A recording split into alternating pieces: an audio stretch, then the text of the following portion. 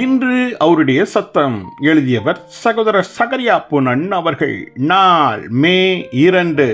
எங்கள் சரீரம் உமக்கு உகந்த பலியாகட்டும்.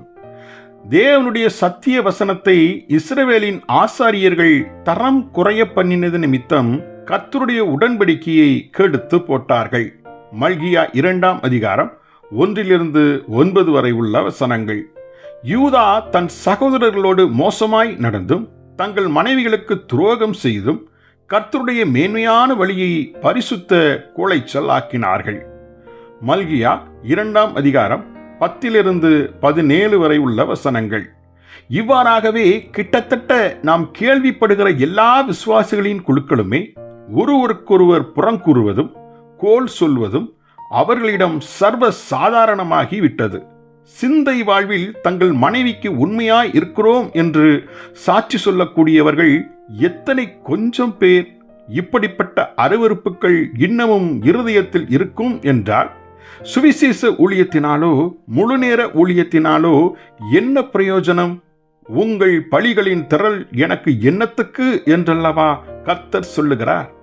ஏசாயா 1 அதிகாரம் 11 வசனம். மேலும் உங்களின் விசேஷித்த நாட்களாகிய உபவாச ஜபங்களும் பக்தி கூட்டங்களும் சரியான பித்தலாட்டம், இவைகளை நான் வெறுக்கிறேன். உங்களை கழுவி சுத்திகரியுங்கள், தீமை செய்தலை விட்டு ஓயுங்கள் என்பதுதான் இன்றும் ஆண்டவருடைய அறைகூவலாய் இருக்கிறது. வசனம் 15-16. சேனைகளின் கர்த்தருடைய தூதனாய் வந்த இயேசு சபையை சுத்திகரிக்கும்படி புடமிடுகிறவனுடைய அக்கினியைப் போலவே வந்தார். மல்கியா 3 அதிகாரம் 1-3 வரை உள்ள வசனங்கள். நம்முடைய காணிக்கைகள் நீதியுள்ளதாய் இருக்கும்படி அவர் தன் வசனத்தின் மூலமாகவும் பரிசுத்தாவியின் மூலமாகவும் வெள்ளியும் பொன்னும் புடமிட்டு சுத்திகரிக்கப்படுவது போல தன் அக்கினியால் நம்மை சுத்திகரிக்க விரும்புகிறார். ஆகவே இன்றைக்கு தேவன் நம்மிடம் காணிக்கையாய் விரும்பும் பலி நம்முடைய சரீரமே ஆகும். ரோமர் 12 அதிகாரம் 1 வசனம். ஆம், அது ஒன்றே அவருக்கு பிரியமான பலி ஆகும். இதன் பொருள் என்ன?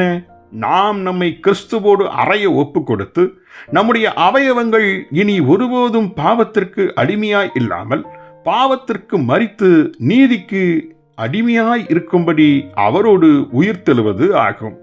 இந்த நம் சரீரத்திலேயே நம்முடைய சிலுவையை அனுதினமும் சுமந்து நாம் இயேசுவை பின்பற்ற வேண்டியவர்களாய் இருக்கிறோம்.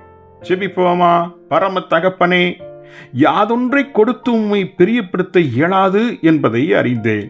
என் சரீரமே அக்கினியினால் சுத்திகரிக்கப்பட ஜீவியமே உமக்கு உகந்த பலியாகட்டும்.